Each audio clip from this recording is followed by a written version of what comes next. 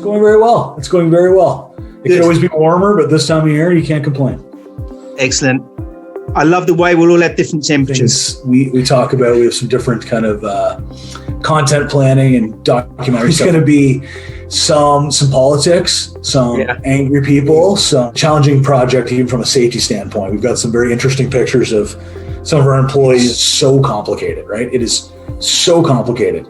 But at the same time, a lot of the information that's out there just isn't anywhere near true, is the truth of it. I'm sure lots of people wish that I would think like they would, but we all kind of wish that we would think the same way. And that's a hard thing to really accomplish, obviously. But our numbers. So good evening, everybody, and welcome to Energy Speaks Back. I'm joined by Brian Scott, a very close friend of mine. So it's good evening for me and it's good afternoon from Brian. So good afternoon, Brian. Good afternoon, Paul. How's it going? It's going very well. It's going very well. It could always be warmer, but this time of year, you can't complain. Excellent. I love the way we'll all have different temperatures. It does add a different dynamic, doesn't it? So, Brian, we met probably the start of our lockdown, obviously through LinkedIn, which was a very good way of meeting. We've had numerous amount of calls. We're both members of different followers, different groups, which is very exciting. Tell us a little bit about yourself. I run a company called Solar Dev with a couple partners. We do a lot of commercial solar installations. We've been at that for a couple of years. I've been in construction for about 20 years. I've worked everything from residential, as my background is electrical, to commercial to oil and gas. I was in oil and gas for about 5 years, and for the last part as a project manager. And at some point, I ended up leaving oil and gas and getting into electrical contracting myself and running my own company. And I did that for quite a while, and I'm still doing it, but my primary focus is just solar these days, and really advocating for the clean energy transition, just different opportunities out there, and letting everybody kind of get educated and understand the possibilities for not only employment, but for really changing the world and solving a lot of the issues we have regarding sustainability. So you've just mentioned changing the world. When did you just think of that saying? Where's that come from? I don't know that I could say exactly where it comes from. I would tell you 10 years ago, it was something that kind of was very obvious, I think, to a lot of us that, things needed to change. Many people would have said it a lot earlier than me, that's for sure. And I think the economics, especially in my location in Alberta, Canada, they're not as favorable for things like solar as they are in some places. But I think when it hit a point where I could look at those economics and say, hey, wait a minute, this makes sense. It's not just good for the environment. Because I am a realist. I do believe that everybody in the world isn't going to invest in something just to make a large percentage of us happy and to plan for the future. And I think it hit a tipping point. I think stuff like solar, stuff like wind, even geothermal, there's so many different aspects, so many different ways to solve this problem, and it's going to look different everywhere. But I think we've hit a tipping point where it's economically feasible. We see the IEA stating it. And I know we get some pushback on that, different opinions. We're in that era where no news is real news if it's not the news you agree with. Yeah, exactly. But I think we're at a point where it's very obvious that this is the correct path, both economically, for sustainability, for jobs, everything. It makes perfect sense. And you've been running Solar Dev. So how long have you been running Solar Dev for now? Solar Dev's been going on for about 2 years. It's definitely a different conversation to have in an oil and gas market. One of the things we talk about, we have some different kind of content planning and documentary stuff we're looking at right now. And it's interesting when you look at the Alberta market. I'm in Devon, Alberta. I think I spoke to you about this before. Now we're doing a job. But you roll into a small town in Alberta, and quite often you see that city sign. There's an oil rig, a picture of an oil rig on it. Because that town was probably built around oil, because that's really where this economy was built on. So there's a lot of fear of what could be, but really it shouldn't be something that's feared. It should be an opportunity. Unfortunately, a lot of jobs have been lost in oil and gas in Alberta in the last 5-6 years. It's one of the great misunderstandings from my perception is in energy, we assume it's one or the other. And we need to do this transition, but in any given energy source, whether it be oil, whether it be gas, anything, we tend to create a lot of jobs as we're increasing capacity. So in a case like Alberta's, we've been increasing capacity for 20 years, but we hit that point where a lot of the large plants, the design had been done, the ground had been purchased. You've hit a certain point where there's still money being put at it. The capacity is going up, but the job production is going the opposite direction. So we're producing twice as much oil, not today, but 2019 before COVID, as we were 10, 12 years ago. But we have half as many jobs. Where Right. renewables, we clean up the grid, we do solar, we do wind, we do all this. We're going to be doing this for decades. We're going to be giving jobs, building facilities. It's all positive. There's not really a lose. This is a win for people. And as that technology evolves, it will evolve more and more employment, more and more different ways of doing things. It will just grow even more, wouldn't it? Absolutely. The tipping point for that investment in solar is it's different everywhere based on, sun quality or radiation, but as well when you get into those markets, it might make more sense on a commercial building than a residential building, but it doesn't get worse is the key part of this. And with or without carbon taxes, we're just seeing solar panels get cheaper. We're seeing installation methods get cheaper. Yeah. There's different ways to, I don't want to say like make the panels virtually free, but sometimes incorporating them into the design of the building, like we've talked about before, integrated solar. There's different ways to do this, and I don't want to say there's no bottom, because of course there's a bottom for any technology on cost, but it's not going to get worse. And all the other sources we're seeing are getting more expensive, some based on availability, some based on a whole array of things, maybe carbon taxes, stuff like that, environmental concerns. It's the logical path. So I've been involved in technologies all my career, and building management systems initially was the product that came out probably in the 80s, and the only people that had building management systems were the pharmaceuticals, were the power stations as such, and no one had them in the commercial world because the cost was too high, quality probably was low. But as the quality was low, cost high, but as that come closer and closer, what we found is the commercial buildings started having them, and 1 in 3 commercial buildings would have a building management system. Then it's got more and more. Nearly every single building has a BMS system, and even now today, homes have them. So I have a Nest system which controls my house just like a building management system, or even better. So, I can see that going exactly the same way with solar. When did solar come on? When was it the fashion really to start having solar? Well, I think it's very regional. Like I think California is 10 years ahead of where we are, from my perspective, my part of the world. But it's different everywhere, like you say. But it's interesting. You talk about efficiency. Efficiency is the low-hanging fruit as far as I'm concerned. It makes more importance to even the carbon issue than even renewables do, from my perspective, right? Like anytime you're increasing efficiency on something and not wasting as much, it just makes perfect sense. You look at even the IEA numbers from last year when they're showing, where did we reduce carbon on? We reduce more carbon just creating efficiencies than even on renewables, right? And I think that's one of those things that people like myself that are passionate about green initiatives, they think about efficiency. They think, oh, it's important, but it's really important, and it's a very obvious thing. And I know you've talked about it before, as far as when you're designing a building, like getting that efficiency dialed in before you even think about necessarily adding a renewable energy source. In a lot of cases, it's the perfect option, right? Why do we want to waste any energy? We don't want to produce any more energy than we need to, because this whole conversion to clean energy is just that much bigger of a job. So let's waste as little as we can. And as you've taught me, how much money can be saved just by being more efficient, right? It's a logical investment. Exactly.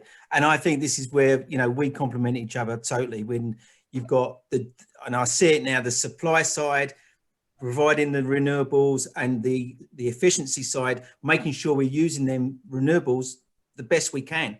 And then they're coming together. And then we've got the other guys that come in within us regarding the environmental side. And that's what I'm trying to promote in these shows, basically. So, Brian, we met, I think it's back in March now, and it was through the Clean Energy Revolution. So give us some background on that, because I really like that group. It was a group we put together. I think what it really came down to was meeting so many people like yourself that we all kind of have, I think, a common vision. We all might have different game plans on how to change the world, but I think we all kind of have that same goal, right? We want to see clean energy being produced anywhere it can be.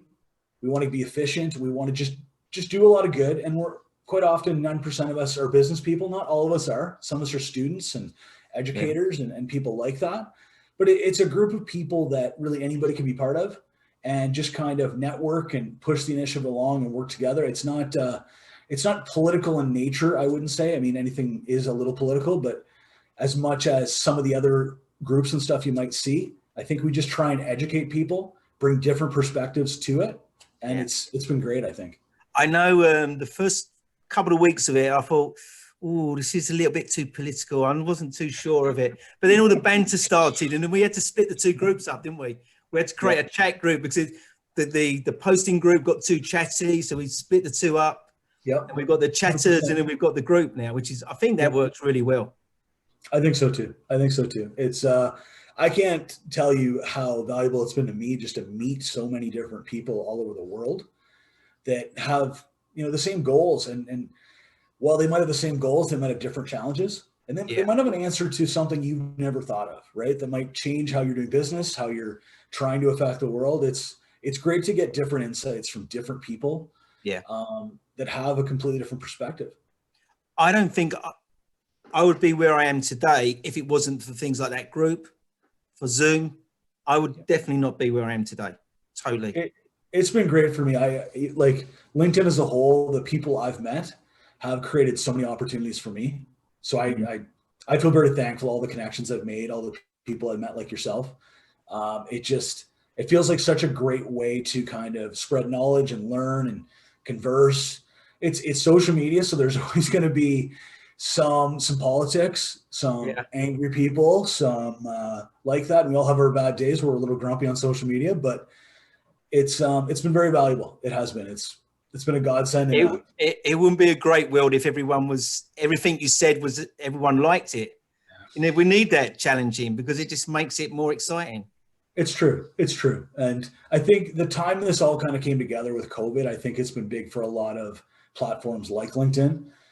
Because there's been a lot of people that like yourself or myself are sitting on the edge of your seat. You're not able to do as much of what you want to do, but suddenly you almost opened up way more doors by sitting there on the edge of your seat, trying to find a different way to affect and to move and to do things. And it's been great. It really has been in a tough time, of course. I've got friends now in Australia, obviously Canada with yourself. There's some friends in Mexico. It's crazy. And my saying is we all speak a different language, but we all speak the same language of kilowatt hours. It's simple. And we all do. And that's everybody needs energy. We're all coming together. Yeah. Everybody needs energy. It should be, in my opinion, a basic human right. Like, I think when you look at a lot of parts of the world that are, they've been left behind, I think they can achieve that energy independence with microgrids and stuff like that now. A lot of places have great sun quality that don't have great access to energy. And these grids that are so expensive to build and hold people back, they don't necessarily need them, especially with the way battery storage has dropped in price. There's a lot of great options. Yeah, so totally it's great. Exciting. It's totally exciting. So can you tell us a bit about some of the projects you've been doing with Solar Dev? Well, right now, like I say, I'm in Devon. So we're working on an arena. Devon's a very small town in Alberta, but we're working on an arena here for the local community. That was an investment they made. That's based on all the simulations we've done. It's going to be a very great investment for them. It's going to lower their tax base and all that over the period of the project, obviously. But we just actually finished one of the more exciting ones, which was an integrated solar project. Integrated solar is great, but it's rare these days, right? People don't think of it. And I'd love to say this one was my idea, but it wasn't. It was one of my clients. But they built a 40-story rental condominium. And on the very top of it, most of those buildings will have that kind of concrete structure with elevator rooms and stuff like that. And sometimes they're built differently. I'm generalizing a little bit. But quite often on these buildings, you will see metal paneling. And metal paneling is surprisingly expensive. per square foot. So what the idea that kind of came out of this was, instead of wrapping the top in metal paneling, we wrapped it with a 100 kilowatt array. So that array, basically on day one, cost of the panels, the installation, all of this was break even with what they were expecting to spend on metal paneling. So it was a situation where they've installed an array that isn't maybe not an ideal angle, because it is at a it's at a 90-degree angle. But every bit of energy that comes out of that is clean, it's free, it's one of those things where when you look at buildings in your cities, on the first or second floor of maybe a strip mall or something like that, it might not be a practical place for it. When you're in downtown areas, there's other buildings in the way, but there's a lot of places that instead of metal paneling, putting in solar panels, it makes a ton of sense. Right. Why not? So does it rely on getting reflection as well? Is that how it's working? Well, in this situation where it sits in downtown Calgary, it's fairly south. It's on the southern edge of downtown. It's one of the taller buildings, because we're not a giant skyscraper downtown by any means. It gets a lot of direct sunlight on the south side, on the east and the west. It doesn't really need a lot of reflection from that standpoint. North side is what it is. It's not going to get very much, but it still does get some. Right. And how many kilowatts is that delivering? It's a 100 kilowatt array. I don't have the numbers in front of me as to what it produces annually. Right. This one we didn't design. Actually, we were brought in after the fact, unfortunately. Yeah. We generally do all our own simulation work, but it was definitely a challenging project, even from a safety standpoint. We've got some very interesting pictures of some of our employees 40 stories up on the side of the building, working on jack scaffolding and ropes. And where can people find some of those pictures? Are they on LinkedIn? I think some of them would be on our company. They're on the website right now, I guess, but they're on the company LinkedIn page. We should get them on the website. Well, I'm gonna link your website into the description to this podcast. So if anyone's listening to this point and they want to know more about this, we can go onto that link and we can show people what you've done there, because I've seen some pictures. They look absolutely amazing. It really does. It's different. I got to say, it was a project I was really proud to be a part of and whatnot. I will say my staff has kind of looked at it from the standpoint of every job we do forward will only be easier than this one. We were glad to finish it. It was definitely a test of the nerves a little bit, but now we're on flat roofs for a little while, which is great, right? You don't have to worry about falling off. Easy, yeah. Yeah. Just take it easy, yeah. And then what's the project you're working on at the moment? That's the Devon Arena right now. We're planning some other ones. We're looking at doing some solar farms in Alberta as well. There's great potential for that. There's lots of land available for that, and the Canadian government's starting to put together different structures that make it a little bit more cost feasible as far as just financing terms over the long period. That's something we definitely like to push for, because unfortunately in Alberta we do still have a fair bit of coal generation, and we want to get that off the map. So are you going to stay purely doing solar, or are you looking at pivot or get involved with other technologies? Well, I would say personally, we're probably going to stick with solar. I'm not opposed to wind at any point. It produces in really high numbers in Alberta at night. And with us on a deregulated grid, that means that it basically pays at a very low number. So investing in a wind farm, it can make sense. They're long-term, they're stable, and Tesla just put their first big wind charging station in Alberta that went live last week, actually. Right. Great big battery pack, so that they can basically drag out some of that output into more financially appealing hours of the day where there's greater demand, greater payout, basically. But you're going to see a lot more of that in Alberta. I think we'll probably be sticking with solar, but as far as the installation side, but we want to do a lot more stuff with Clean Energy Revolution online on the YouTube channel. We want to do lots of advocacy, get lots of people educated, right? I think the biggest thing in the energy conversation that's missing is just understanding. And part of it's because energy is so complicated, right? It is so complicated. But at the same time, a lot of the information that's out there just isn't anywhere near true, is the truth of it. So getting everybody understanding what the possibilities are for themselves, looking for work, for the industry, for cleaning up the environment, all these sorts of things. I think it's a great thing to be part of, and it's given me a lot more fulfillment, to be honest with you. Brilliant. And Brian, what's Brian Scott's view on batteries? On batteries, well, I think we need to kind of continually focus to make them longer lasting. You see a lot of these Tesla concepts that are going to keep some of these million mile, and there's even concepts that if they're built correctly could be 2 and 3 million miles. I think if they're recycled properly, which they can be done, or it can be done, I should say. We know that now. We know that we can recycle these. We know that there's not enough companies doing it, but it should be a priority. And it also, even the mining of some of these minerals like lithium brines is something that is readily available in a lot of parts of the world. We need to make sure that we're maintaining a high standard for the mining as far as that stuff goes, and trying to build these batteries better and better so they last longer and longer. Some of the concepts I'm sure you've seen of, you might 10, 20 years after you've owned an electric vehicle, at some point that battery isn't worth you keeping. And that's an understandable thing as technology evolves and the battery gets weaker. But it doesn't mean that battery has to be even recycled at that point. There's a lot of concepts of basically adding them to the grid, right? Because a battery that produces at 20 or 30% might not be great for you to be driving around in. But if you're just adding it onto a grid, how is that a negative, right?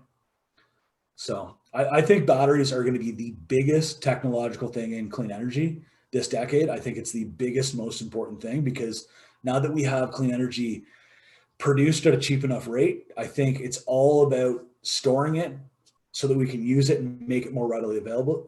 The intermittency issue it's always going to be a factor, but we have to learn to work with it. And places like where I live, where you live, we might see, well, I think you guys have a lot better wind numbers than we do. Yeah, definitely got a lot of wind in the UK, yeah. And we've got the offshore stuff, haven't we? That's exactly. And that's going to be really cheap, and it's a lot easier to balance out grids that way. Yeah. But I think we will see some seasonal storage even with hydrogen in my part of the world. Yeah. I was always a fairly large skeptic of hydrogen as far as whether it can be produced cheap enough with the conversion losses. But I think if it's kind of a missing piece to deal with seasonal storage in the interim, I don't think it's a bad thing. But I think we're a long ways before that's an issue. I think that's one of the great misunderstood things when you look at places like Alberta, where we're at like 11% renewables. Getting to 30% renewables is trillions of dollars. It's a great big investment. It's a good investment because we know we can produce them cheaper than the fossil fuels here. But we have to realize when people say, we've had this conversation recently, Paul, when people say, well, how do you do this? How do you do 100% renewables in this part of the world? How do you do this? How do you do that? Well, that's a problem that we're working on. Like certain parts of the world, it's very obvious. It's easy. Maybe they have more hydroelectricity, something like that, maybe geothermal. But we don't have to solve that 100% question right now everywhere. We can work at this, producing jobs and everything for decades. And it's not, I think people tend to associate when I say making those investments like it's just throwing away money. When you look at energy plants, whether they be natural gas or coal or anything, they're replaced every 30 years, stuff like that. Those are the easy ones to replace, as well as filling in renewables in spots where demand is growing, right? It's not that difficult of a thing to plug these things in and add them to the grid. Yeah. Brilliant. Good answers, Brian. You're a dream interviewee, I must admit. So Brian, look, heard a lot about your business. I want to know more about Brian Scott. So tell us about your background, your family. Okay. Interestingly enough, I grew up on the other side of Canada, and anybody who knows the area, Canada politically is very divided. Where you live tends to affect where you vote, your beliefs, a lot of that. Not to say that it should. It's a problem that's existed for 30, 40 years. And it's not that it's only here. We see this everywhere, right? But I grew up in a very left-wing part of the world, I guess you'd say. And then I moved to conservative country, and I got into oil and gas and all this sorts of things. So I've always been the kind of person that's trying to kind of find the middle. I've lost affiliation with any political party a long time ago. And I believe in ideas, not policies, not politics, right? The policies are what really matter. And if we can just kind of let go of our political parties for a minute and just say, does this make sense? Then we can look at both sides and go, wow, people have great ideas on both sides, and not get entrenched in that. But that's kind of the politics side of me, I guess. I grew up in a town called Peterborough, Ontario. It's a little hockey town in Canada. And you're a hockey player? I was. I don't really play anymore, but I definitely was when I was younger. I've got fond memories of growing up and just watching it on telly. I Every love Saturday hockey. morning with Grandstand or World of Sport, we'd be watching it. I love hockey. It's a very Canadian sport. I think I don't want to say everybody here loves it, but it definitely is the national pastime. There's no doubt about that. Yeah. But I grew up around that and lots of music, and it's one of those things. It's hard not to miss your hometown. It's the downside of I think of Canada is it's so spread apart. Yeah. That you don't get to see some of the places you grew up very often. But and dare I say, how's COVID affecting yourself, business, the family, life in Canada? it's definitely creating challenges, and I think it creates more challenges when we're not all on the same page. Yeah. I wish. I'm sure lots of people wish that I would think like they would, but we all kind of wish that we would think the same way, and that's a hard thing to really accomplish, obviously. But our numbers where we're living are spiking. We have the highest percentage per capita, largest numbers per capita in Canada right now, and we don't have a very populous province. We're fairly spread out, but numbers are going up, and certain parts of the province, the larger cities, have mask mandates, which seem to be working quite well, but some of the smaller towns don't. And everybody moves freely in and out of cities, so I think that's a negative. But I think the small things are what we really need to focus on. I think COVID personally, I hate to see it because I hate seeing all these people struggle, and it was definitely hard on my family. It was you hit a certain point in your business where you're kind of building up and you have all these projects laid out, and then suddenly you're just kind of stalled out for a few months.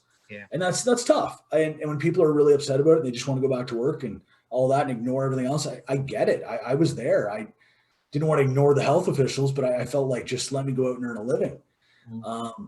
But at the same time, I was very lucky during COVID. We talked about this. You're sitting on that edge of your seat. You're at home. You can't go earn a living, and you're very passionate about what you're doing. And I really ended up on LinkedIn for a lot more hours than I used to. I can remember speaking to you many times. You had that same backdrop in your office every time we spoke.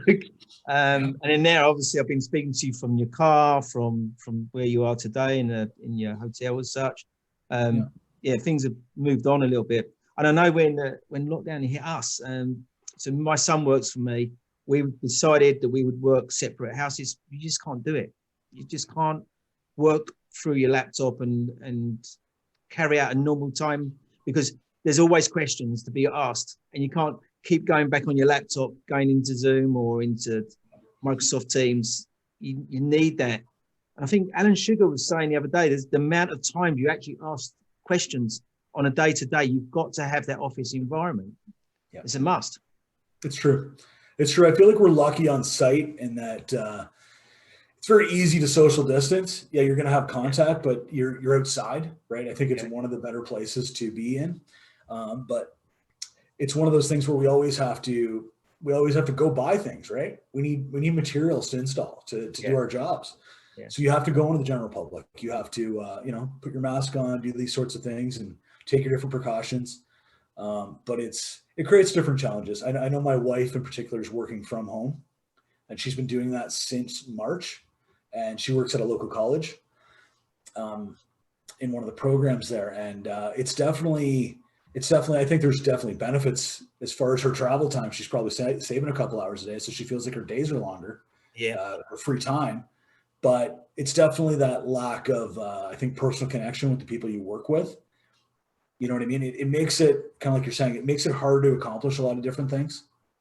And it makes it harder to feel, I don't know, camaraderie as much in a lot of companies and situations, I think. Brilliant.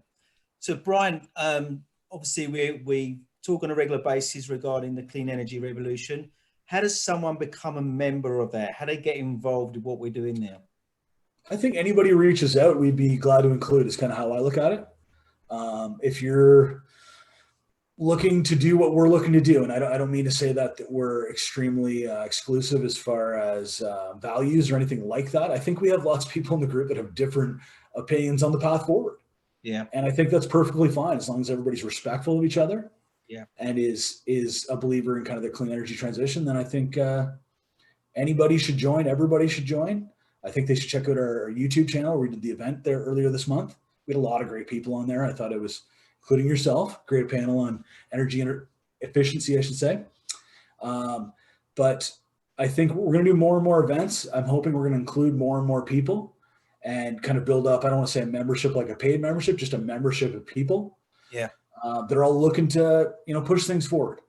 Brilliant. And going back to your point about that, we're made up of different people on that group. And I think I made a point recently where we're all pulling in these different directions, but at the same time, we're pulling into one direction.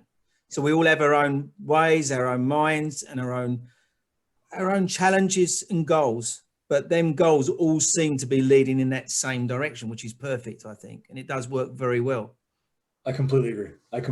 It's been fantastic. I feel like I've met so many people and learned from so many people. And it's been great for, I think, everybody involved. I mean, it doesn't work for everybody, but I personally like to thank you for setting that up and, putting the time in to do that. And it's been a pleasure being part of the team, and I'm really looking forward to the future, really. So thank you for doing that. I appreciate that. It's been great getting to know you, as I've told you before. And it's one of these things, you start meeting all of these great people. And you're thinking, why can't we just kind of, we're on LinkedIn together, but let's, kind of get together. Like, we're all over the world, but if we could kind of have a place where we could talk and chat and share ideas, why not? Why not? It's my dream that we all meet up for a beer. I'm not a big drinker, but it would be great all to get into that one room and have a beer all together and just meet up. It'd be fantastic, wouldn't it? I would have a hard time turning that down. Yeah, well, I'll buy. I don't mind buying. I like it. I'm not going to turn down an offer for a drink. That's it's not me. That'd be anti-Canadian, frankly. Yeah, that would be. So, Brian, we're just coming to the end now. There's one more thing I'd like you just to say. Look, if you had one wish for the future, what would it be? What would you want to wish for? I think it's unrealistic to hope that we're all going to have the same goals and values for our economy or for our environment, but a greater understanding, right? If everybody kind of understood the value of certain things or what the potential of certain technologies are, I think that the civil discourse can get a lot better. And I think it has to get better regardless, even if we have to agree to disagree. We have to agree that we don't understand things the same way. But I think with the way the media is right now, where there's, what's the saying I like to use? People say it's not the right news, or it's fake news if it's not telling you the things you want it to tell you. That's a very common thing right now. So there's so much doubt in any media source. Yeah. But I think just education of energy as a whole, and what we can do with it, I think is just immeasurably valuable. I just think I'd love to see more and more people understand. You don't have to be an energy professional like ourselves to know this stuff, because the fact is 90% of people aren't going to be well higher than that, I'm sure. But they still vote with their opinions, right? And they exercise their opinions. And the more we can educate people, the more we can change things, is the truth of it. Brilliant. In a diplomatic way. Well, Brian, I'd like to say thank you very much for your time today. I know you're away from your family. You like to spend time sort of communicating with them, but I know you're busy. I really appreciate your time. It's been great talking to you. I wish you really well with Solar Dev, because what you're doing there sounds really sort of unique and radical and leading edge, which I'm really excited about that. I'm really excited about the clean energy revolution. I'm proud to be a part of that. So look, best wishes to your family, and thank you very much for today. It's been absolutely a pleasure. Thank you. Well, best wishes to yours as well. I appreciate the invite. This is a great opportunity to come on and talk. And, get the message out there. But you've got my number. You can get a hold of me anytime. I'm always glad to talk. Brilliant. Thank you, Brian. Take care. Yeah. Be safe. You too. Thanks.